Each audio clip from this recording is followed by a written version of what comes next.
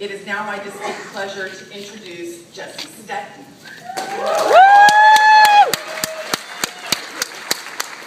Jesse will give the student commencement address. Jesse has made good use of his time at Brandeis, accomplishing so very much in these last 4 years.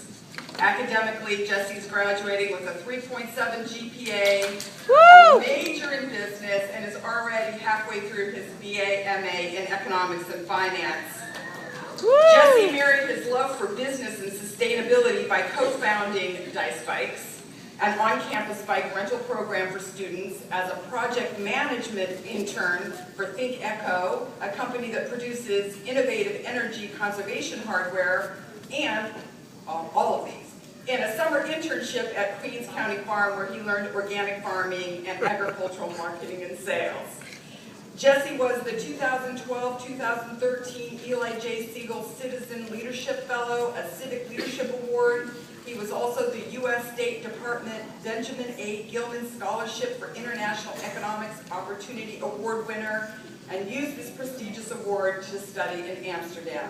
Won't you please join me in welcoming Jesse Stetton?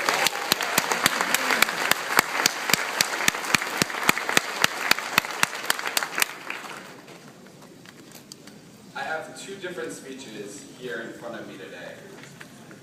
I was selected 2 weeks ago to deliver a certain speech. This speech was about changing the world. It was about how well equipped we are as Brandeis students to combine our liberal arts education with our business know-how. But this morning, as I put on my cap and gown, I decided that this is not the speech I will deliver. While editing and re-editing that speech, I was inspired by the work of David Foster Wallace. So instead, today I will share with you my biggest fear for us all, for our lives after college. Had I decided to deliver that initial speech, I would certainly not be the first person to ever give a speech about graduates going out and changing the world, about choosing between right and wrong. In fact, there are about 17 of these speeches at every graduation. So what truly bothered me was, if this is a recurring theme in graduation speeches, why does it so rarely happen? Why do people so quickly lose inspiration after college? And what is it about the work that we do that extinguishes that flame that's burning inside of us right now? It is this apathy, this detachment, this monotony that I fear most about life for us after college. And this detachment has serious consequences, not just for our personal happiness and for the decisions we will make in our life, but also for the well-being of society. We started our journey here at Brandeis in September of 2009, just 1 year after Lehman Brothers and much of the rest of the financial world crashed. But if you take a close look at the roots of the recent crisis, it is clear that it was not simply a number problem. It was not merely due to the fact that bankers had not taken Professor Hagit Wei's financial accounting course, but rather when dissecting the investment strategies used and abused, mortgage-backed securities to name one, it is clear that it was a people problem. It was a problem of short-sightedness, a problem of recklessness, and a problem of pure greed. It was a problem of how we view work. But the good news is that this problem is both diagnosable and reparable. The solution to this problem is completely in our control. We may not always be able to control which jobs we get, which jobs we lose, or fluctuations in financial markets that cost us large sums of money. But the one area of life that will always be in our control is how we view it all. But society teaches us to separate our lives between hours of work and play, between employment and vacation, and between suffering and enjoyment. For most of us here, we will end up working 8 to 10-hour days, or closer to 15 for the high bankers in the room, just to enjoy the gourmet dinners we have at night, or the yearly vacations we take to the Bahamas. Now, I'm not arguing that we should not work. Nor am I even arguing that you need to go out there and find that one dream job that everyone talks about, which will bring your worlds together and create this plethora of happiness and success. Because chances are, for most of us in this room today, that dream job does not even exist. Instead, all I'm saying is that we have control over how we experience our lives. We have the choice to go on living the rest of our lives, resenting rush hour traffic, long boardroom meetings, or resenting waking up on Monday mornings. We could become a slave to the 40-hour work week just to enjoy the few hours that we have off. Or we can choose to experience our working life in a completely different light. We can enjoy it all.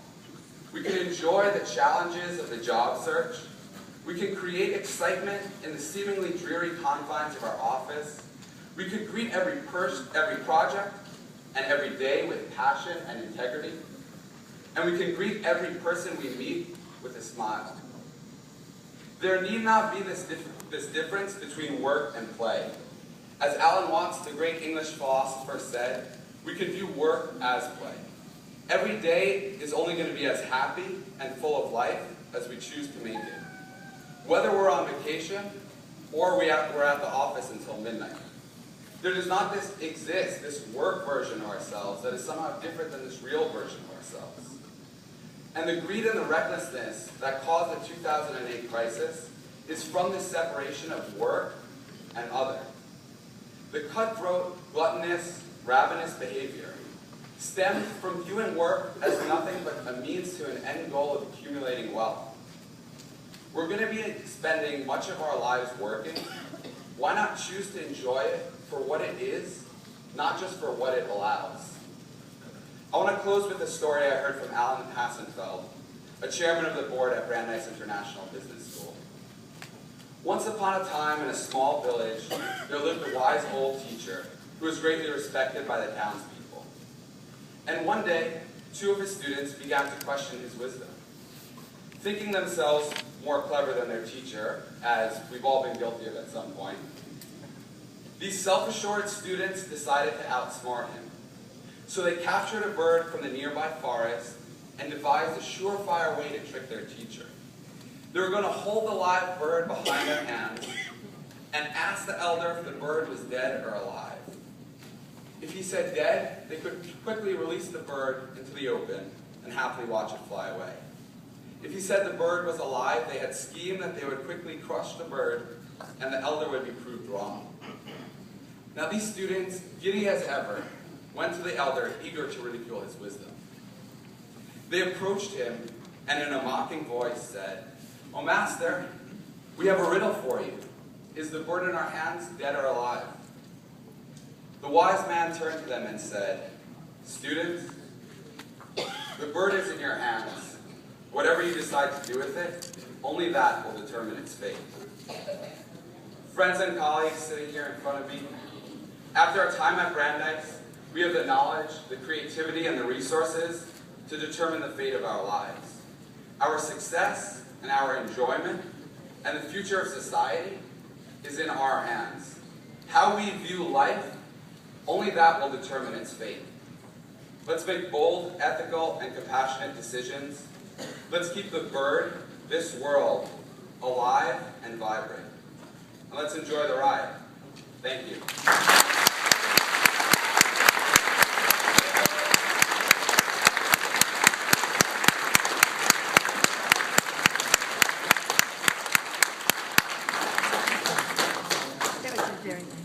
She must be very proud. I am. I've been here. Is he your only? You know, when Jesse said that he tossed out the speech that we had carefully read and reviewed. It's true. It's true. I'm thinking,